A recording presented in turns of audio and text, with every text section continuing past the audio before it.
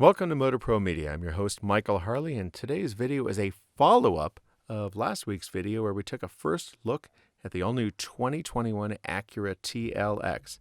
Unlike that video where we were stuck just talking very objectively, the embargo was lifted, and now we can talk very subjectively. We can give you our opinions on everything from the brakes to the overall comfort to the acceleration, the handling, and the steering on the new Acura TLX. Unfortunately, Carl Brower is on assignment right now. He could not be here, but he has very thoughtfully sent me all of his impressions in nice little quotes. So what I'm going to do is I'm going to give you some of my impressions as we watch some of the B-roll footage from the automaker, and I'll give you Carl's quotes as well. Let's start off immediately talking about what's under the hood. Acura this year fits all of the TLX models right now with a 2-liter 4-cylinder engine. It's rated at 272 horsepower, 280 foot-pounds of torque, and it's mated to a 10-speed automatic transmission. Gone is the V6 from last year, but nobody should complain because the new engine actually has much better power curves, delivers more torque off the line, and feels much stronger. That's right, both Carl and I both feel that the 4-cylinder turbo now feels a lot stronger than the outgoing 6-cylinder ever did. It's nice because it's going to make all that power whether you're at sea level or at 10,000 feet up in the mountains at a cabin, which is also really, really nice. But let's see what Carl's comment was. Today's technology lets Acura make the most of 2 liters. The TLX accelerates with confidence due to the broad torque band, especially in the sport driving mode. It's not the quickest car in the category, but it doesn't feel underpowered whatsoever. And I'm going to actually agree with Carl on that. You know, off the line, it's got enough power to easily spin the wheels until the traction and stability control kick in. It does feel a little more lethargic once you get over 60 or 70 miles an hour, but that's a common problem with every single 2-liter on the market these days. They just don't have the displacement to really push once aerodynamic drag gets in. But no problems whatsoever. And if you want to talk about fuel efficiency, the EPA is rated at 22 miles per gallon in the city, 31 miles per gallon on the highway, and 25 miles per gallon overall. Let's talk about steering. Steering's a big deal, especially if someone's in this sporty luxury sedan category. Both Carl and I really were impressed with the steering.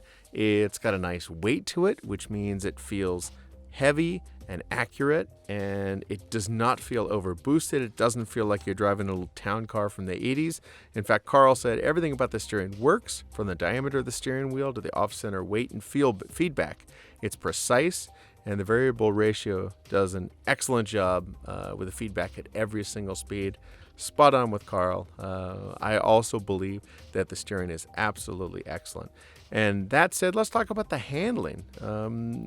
Carl brings up something that's interesting. He says you could feel the car's weight in tight corners, but it's well managed and remains confident.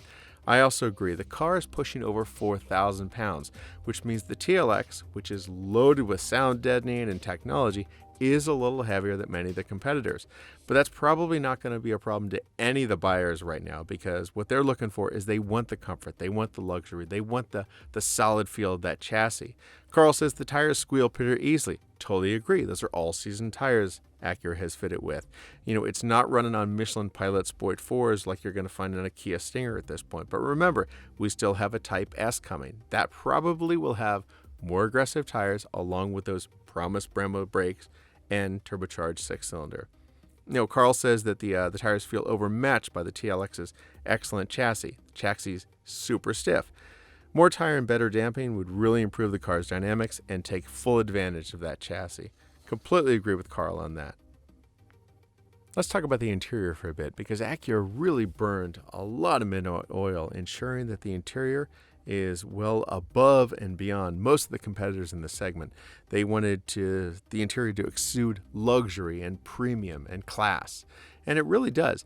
Anything you touch in the vehicle, if you feels like leather or looks like leather, it is leather. If it feels like real wood, it is real wood. If it's metal in appearance, it's metal throughout. They've done a really, really spectacular job ensuring that when the drivers and passengers get inside the car, they feel like they are in a very premium vehicle. And especially when you consider the price point, Acura is batting way above and beyond the rest of its competitors. Could not be more impressed. The front seats are spectacularly comfortable. I'm 6'2", about 185 pounds. Tons of thigh support, which is something a lot of Japanese automakers fall short on. They're not used to that American frame.